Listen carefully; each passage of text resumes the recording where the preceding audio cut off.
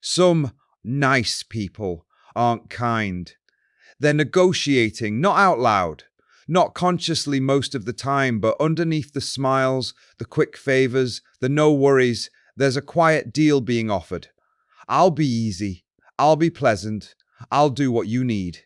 And in return, you don't reject me. You don't get angry. You don't leave. That's today's shadow. Niceness as a weapon. Covert control. People pleasing used to buy safety. Then resentment builds. And if this stings, good. It's supposed to. Because it's common. Here's the honest version. A lot of niceness isn't generosity. It's strategy. What this really is, most people pleasing starts as survival. Maybe you grew up around moods you had to manage. Maybe love felt conditional. Maybe being good was the only way to be safe. So you learned a skill. You became readable, helpful, agreeable. You learned how to keep things smooth, and that skill works. People like you. People rely on you. People praise you. But the darker part is what happens when nice becomes a tool to control outcomes. Because if your niceness is buying safety, then your niceness has a price, how it shows up in real life. This isn't the loud manipulator.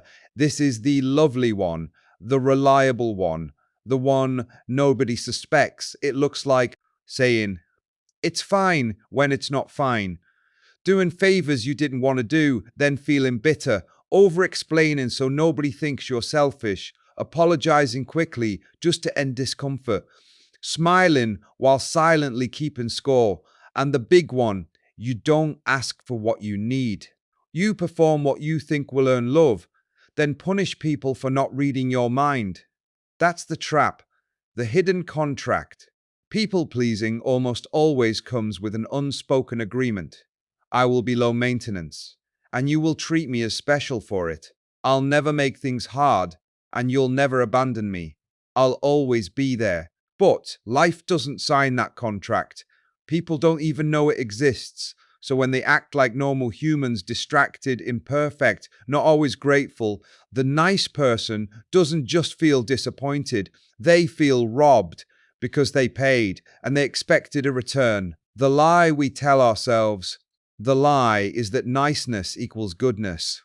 I'm just considerate. I'm just trying to keep peace. I'm just a giver. Maybe. Sometimes.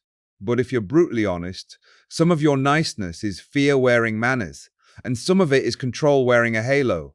Because when you're nice to stop people being upset, you're not being kind. You're managing their emotions so you don't have to feel unsafe. The resentment phase. This is where it turns poisonous. Resentment doesn't come from giving. Resentment comes from giving when you didn't want to, and then pretending you did. It builds like pressure behind a wall. I'm always the one who, no one ever does this for me. I guess I'll just handle it. Must be nice to not care. And then comes the weaponized part. Coldness, withdrawing warmth, passive punishment, martyr lines, guilt sprinkled into jokes. You never ask directly because direct feels risky, so you try to control them indirectly. The cost. This shadow trait destroys two things. Real intimacy, because people can't get close to someone who isn't honest about what they want. Self-respect, because every time you betray your own needs to be liked, a part of you learns, my truth isn't safe, and eventually you don't even know what you want. You just know you're tired. The clean version, still honest, still powerful. Here's what nobody tells nice people. If you're doing something to keep someone from leaving, it's not kindness. It's bargaining. So the way out isn't becoming cruel.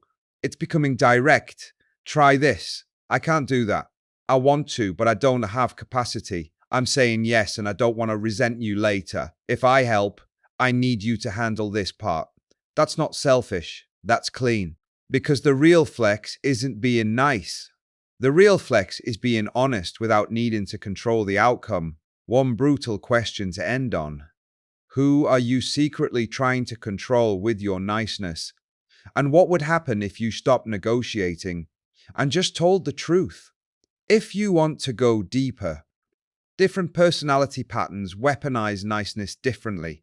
Some become rescuers, some become martyrs, some become quiet punishers, some become nice until they explode. That's the point of personalitypeak.com, not to judge you, to show you the pattern you keep repeating while calling it being good. Until next time.